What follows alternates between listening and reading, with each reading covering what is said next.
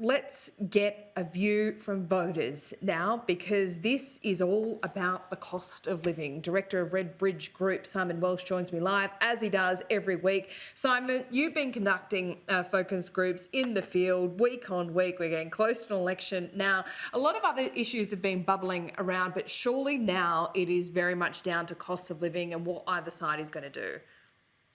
Yeah, absolutely spot on, Laura. The groups over the last week particularly have started to feel a little bit like an economics conference. The I word, inflation, being bandied around in the groups with cost of living and debt.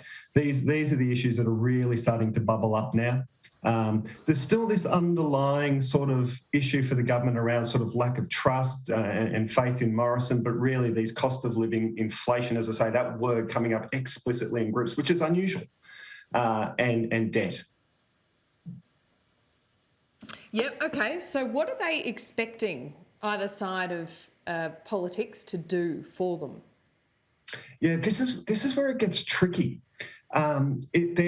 There's a really thin road here in that. So what folk are saying is we feel like there's still a need and there's still a place for government stimulus, and this is then sort of balanced. There's this tension of, but we don't want empty stimulus. That's my word. It's not the words coming out of the group, but it's sort of summing up the vibe is we don't want empty stimulus. And what I mean by that is there's this concern on the other side around debt, which is who's going to be paying for this in the long term? And, you know, when you talk to groups that are of sort of lower socioeconomic status, lower wealth status, those sorts of things, their feeling is it's us. We're going to be paying for this in the long term with cuts to services, whether it's health or education or those sorts of things. We're the ones that are going to be wearing the boot end of this come in the future. So, yes, we understand that there might be some stimulus now, and we're quite happy to receive it if we get it. But there's this weather eye on how constructive is that stimulus or is that reform in the long term, and how we're going to handle this debt, because any wasted empty money that goes out now, we know we're going to have to pay for that down the track. Really interesting. Paul Kelly wrote about that this week as well in The Australian, saying voters more and more want the government to properly fund things, whatever that may be, but it also wants the government to be will restrain themselves fiscally.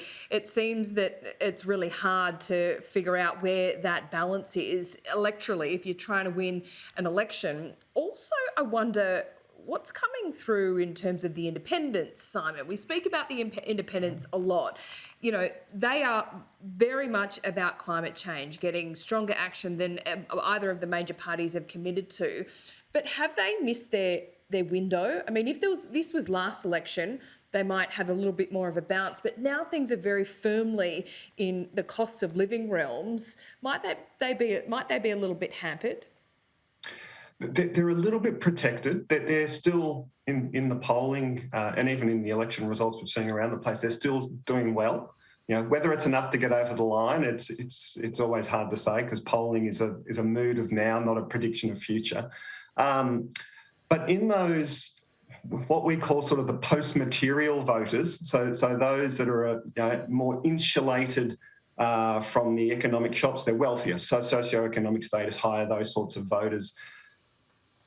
The cost of living stuff isn't as biting as hard there as you would expect if you've got more money. So they're the voters that tend to be more influenced by issues like climate change and those sorts of things. So in that sense, the independents have sort of targeted their campaigns and their presence quite well to those inner city, inner suburban, wealthier kind of electorates in Sydney and Melbourne. That's very clever targeting, because those areas are a bit more insulated.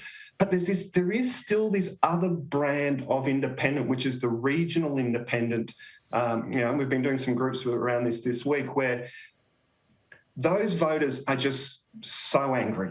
I could use some colourful language there, but they're just so angry that even the cost of living stuff. Years of neglect is fundamentally what it breaks down to. And it's not just a Liberal thing, it's a Labor Liberal thing. They're quite happy to apportion blame to anyone that's been in power over the last 20 years. They've watched their communities decline. They've watched the lack of government investment when it's needed. There's a definite kind of powder keg might be an overstatement, but there's definitely sort of this theme and stream, and you see it in places like Indi, with a change there initially to Kathy McGowan, then to Helen Haynes. There's something also going on around regional independence, which is a bit different to what we're seeing in those suburban, wealthier areas. Right. Well, we might call that the keep the bastard honest vote. Who knows? Simon, we'll speak to you next week. Thanks so much. Good on you. Thanks, Laura.